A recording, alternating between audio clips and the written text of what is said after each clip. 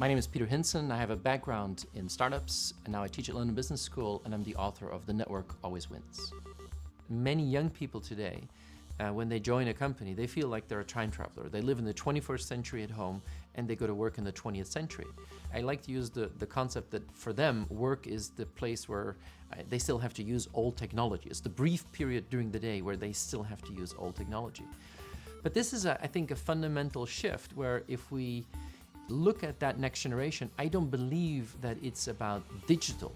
I don't think digital natives is the right characteristic. I really believe that the next generation is going to enter companies, and they're not going to complain about the fact whether something is digital or not. But I think it's more the network effects.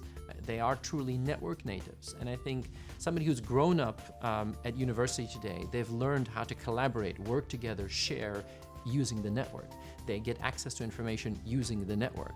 And they're entering companies where many of the structures and systems and mechanisms and hierarchies are still about information is power, information is locked up.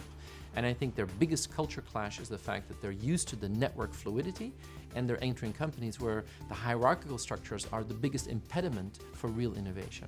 I think generation networks is probably a very good way to characterize the next generation of people who are going to be entering the workforce, but also the next generation of consumers, the next generation of people who will use our products and find information about our company. So I think we have to prepare ourselves for this generation N, where networks is something that is fluid and normal for our children.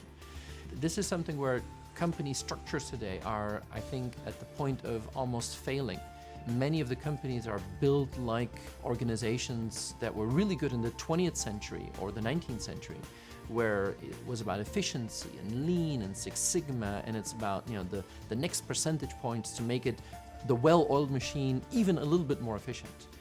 But when things start to move fast, hierarchies don't work anymore. And this is really challenging for many companies. We're used to a structure, we're used to an org chart, we're used to a job description. But in a world where the networks are accelerating the pace of innovation, where companies are suddenly realizing that I'm a bank, the other competitor isn't another bank, but it's the network, where new players can be very disruptive, they have to move at the speed of the network. They need the agility of the outside. And this is something where the biggest challenge will be for them to rethink their old structures and adopt to the metaphors of the network.